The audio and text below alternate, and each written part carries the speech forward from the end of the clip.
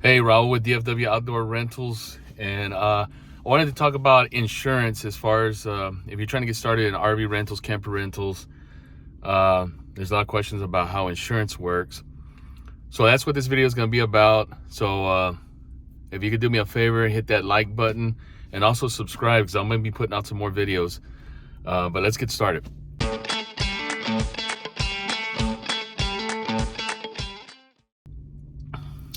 So first of all, excuse the mess. I'm actually here. I'm about to do some repack the bearings on Clyde here, which is our first camper that we've ever had.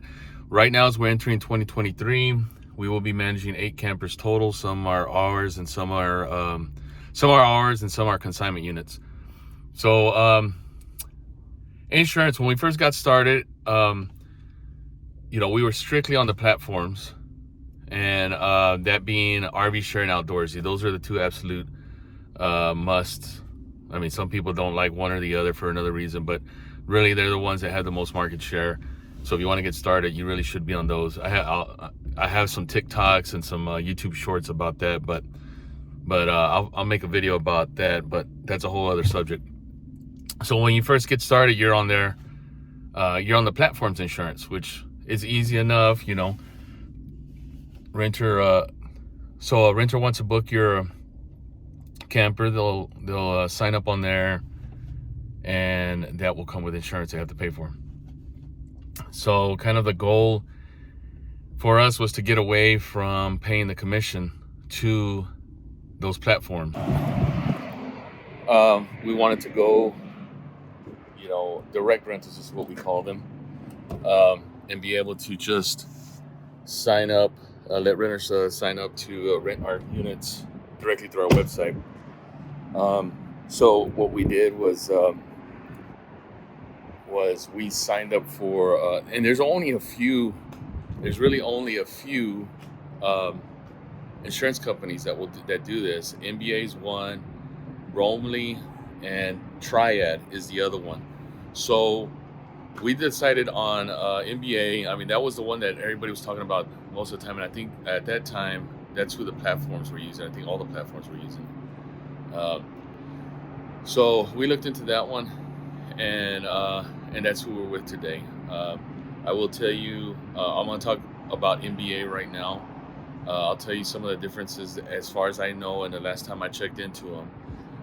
Triad is a little bit harder to get into. Like, you have to do a complete training, and if you're new to it, it's a little bit harder. They want to know your experience in renting RVs, and then the one thing I didn't like, and some of these things might vary by state, whatever state you're in. But one of the things when I talked to them was they don't cover conversion, which is theft. Basically, they call it theft by a renter conversion, which is different. If somebody just comes to your storage or steals your camper from there, that's actual theft. But if you're renting it and it doesn't come back because they stole it, that's conversion. Anyway, they didn't cover conversion. NBA does. So that was one big thing. But and then Roamly covers you and allows you to rent your unit, but they don't cover the renter. So that was, that's not. I wanted something that was going to cover the renter where I had the option to offer. So anyway, so let's talk about NBA real quick. So let me cut in right here. One of the things I need to mention. So NBA, you pay for your NBA policy, which covers you as you use the camper or, at the storage at your house, where it may be. But it also has, collision and comprehensive, and that extends to the renter. What does not extend to the renter, again, at least here in Texas, rules may vary depending on your state, but what doesn't extend is liability coverage to the renter. So that's why the default is for the renters to go ahead and purchase the insurance. But as I'm about to describe in this next part is, there is a way, if the renter provides proof that their liability will extend, that we work with them. But yeah, just wanted to get that out there. Collision comprehensive extends to the renter, covers the unit. Liability does not, at least here in Texas. All right, check it out. So we'll talk about NBA insurance for a little bit.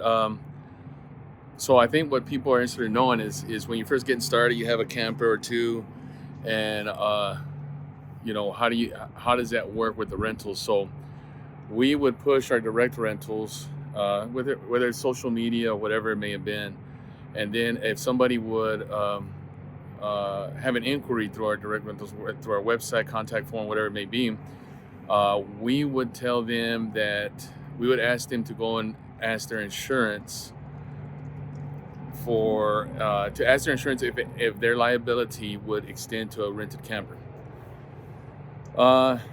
And we had a form. NBA provided a form at that point. If they don't, I'll have it. But I started to just ask them for an email. And so if were able to go and get that, that took a day or two, whatever it may have been. That's the only thing I didn't like, is that it was potentially, to me, we may lose a renter because we're waiting. But a few of them would come back and say, yeah, hey, they said my liability extends. I would see that proof, and then they would be covered. And I wouldn't charge them for insurance. It just sweetened the deal for them. But if they came back and said, no, my liability won't extend, or they just didn't want to deal with that, then I would send them through our outdoorsy promotional link or affiliate link, whatever you want to call it, which would drop the commission down from 20% to like 12 or 14%. And we would just book them that way.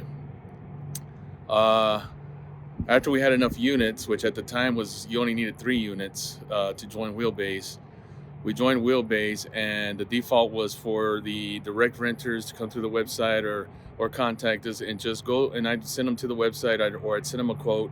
And the default was just to send them a quote where they're paying for insurance that was offered on Wheelbase, which is an outdoorsy product. So essentially they're paying for the same insurance that they find on outdoorsy. But if I felt like I was going to lose them, or they had questions about insurance, or they were kind of iffy, then I would present to them, hey, we can drop the price a little bit if you're able to see if your liability will extend to a rented camper, and we'd go through that whole process again. And then after a rental, I would be sure to tell them, hey, especially the ones that came on platform, next time y'all want to do this, come direct, and we might be able to save you some money, not only the renter's fee, but maybe insurance, just depending on your insurance. And so some of them would contact me after that. So that's one way. Again, the reason we're doing that is because, at least here in Texas, MBA will not cover a renter's liability to a third party. So if they go and have a wreck, your collision and comprehensive, they're covered with your collision and comprehensive on the commercial policy, but their liability to that third person is not covered. So that's why they ask that be covered. So it's just, everything's covered. People say it doesn't matter. People are going to go after whoever they want to go after, and that's true. But that's how that works, and that's how that works again here in Texas, and that's how we've been using our rental insurance. So, if you got any questions, go ahead and drop a comment, and please like and share this video. We're just getting started. I got a lot more that I'm going to post, and based on y'all's feedback, I'll be posting some videos on what y'all want to hear. All right, like and comment, share. Thank you.